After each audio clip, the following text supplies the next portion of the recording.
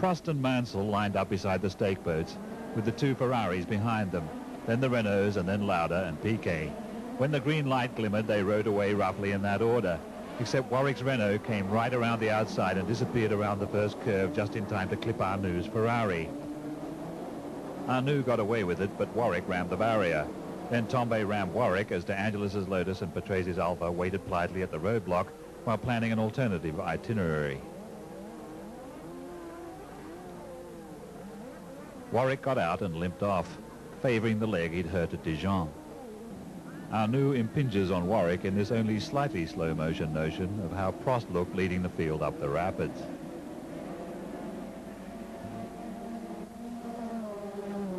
Tambay now had a cracked leg to match Warwick's. Prost's McLaren and Mansell's Lotus kicked up a rainforest. Further back, Arnoux and Alboreto in the Ferraris felt their way through it.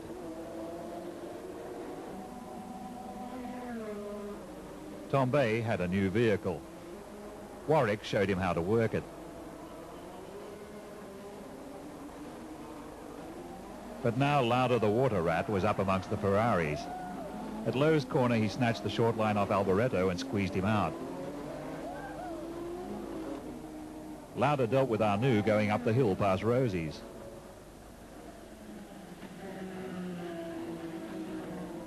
Hainault's Ligier had already lost its nose cone when it found Patrese's Alpha suddenly athwart its hawse. But Hainault got round, and so did Piquet, fishtailing with unusable power on his way to another big fat zero. Alboreto had less luck at the Mirabeau, where he sat for some time watching the boat race go by.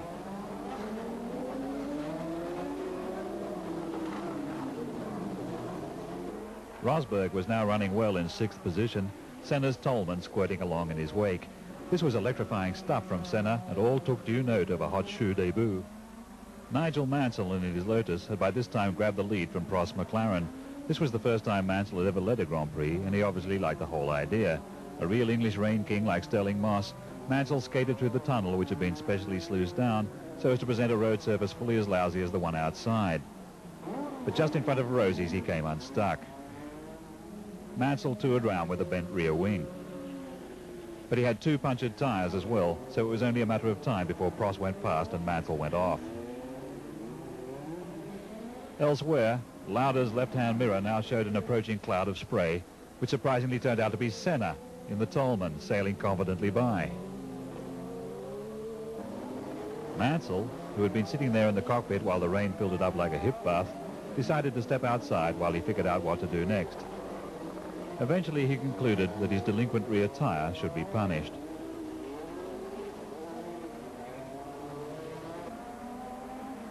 Somewhere inside the jacuzzi that men called the tunnel under Lowe's Hotel, Rosberg's White Williams found itself being annoyed by new boy Stefan Belloff's Black Tyrrell.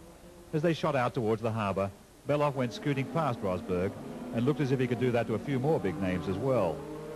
But Lauda wouldn't be one of them, because he spun at the casino, Stallsville. Belloff went past Arnoux at the Mirabeau. Up ahead, Senna had done fastest lap and was closing on Prost, but at this rate Belloff would soon be closing on both of them.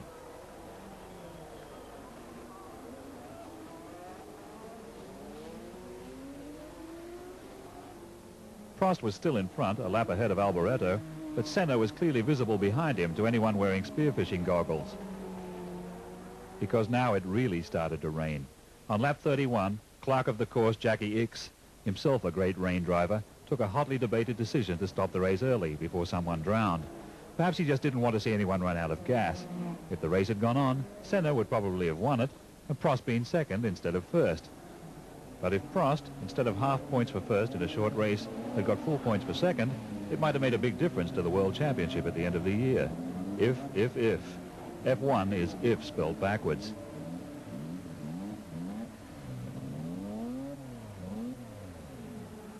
But on the dais, young Senna took his loss well enough, perhaps bowing to the dignified example of Prince Rainier, who has really lost something. And Prost was taking victory with dignity.